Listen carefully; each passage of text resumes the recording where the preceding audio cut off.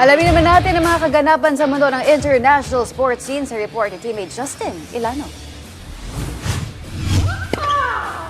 Sa tennis, tinapos ni Kazakh 5th seed Elena Rybakina ang pagrereyna ni world number 1 Aryna Sabalenka matapos ang isang matinding 3-set finals match upang masungkit ang kanyang kauna-unahang Australian Open title. Nahuli pa sa score na 3-0 sa ikatlong set si Rybakina, ngunit hindi sumuko ang 26-year-old Kazakh star na nanalo ng 5 sunod na games bago tuluyang selyuhan ng tagumpay sa score na 6-4. 4-6 at 6-4. Nakabawi rin si Rybakina sa pagkatalo niya kay Sabalenka sa 2023 Australian Open Finals at maayos na naisara ang laban sa pamamagitan ng isang ace. Ito na ang ikalawang Grand Slam title ni Rybakina matapos ang kanyang tagumpay sa Wimbledon noong 2022.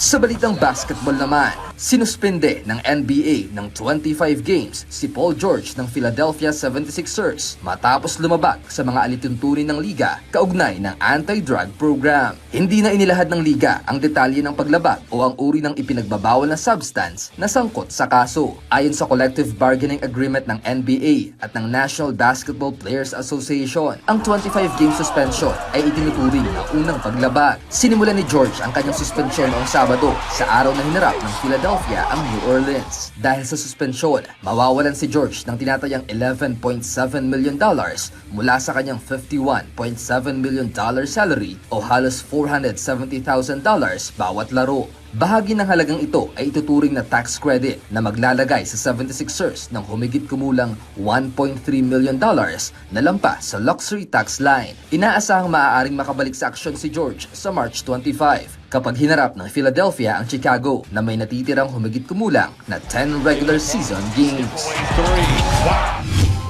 Sa figure skating, muling nagbalik sa kompetisyon ang Russian figure skater na si Kamila Valieva noong Sabado matapos ang matagal na pagkawala sa sports scene dahil sa doping ban. Unang paglaban nito ni Valieva simula nang magtapos noong Desyembre ang kanyang 4 na taong suspensyon sa kanyang paglahok sa Russian Skate Jumping Championship na ginanap sa Moscow. Matatandaang ang 19-year-old na dating child prodigy ay naging bahagi ng Russian team na nanalo ng ginto sa 2022 Winter Olympics sa Beijing. Subalit binawi ang nasabing titulo at iba pang parangal matapos mapatunayang bumagsak siya sa isang doping test noong December 2021.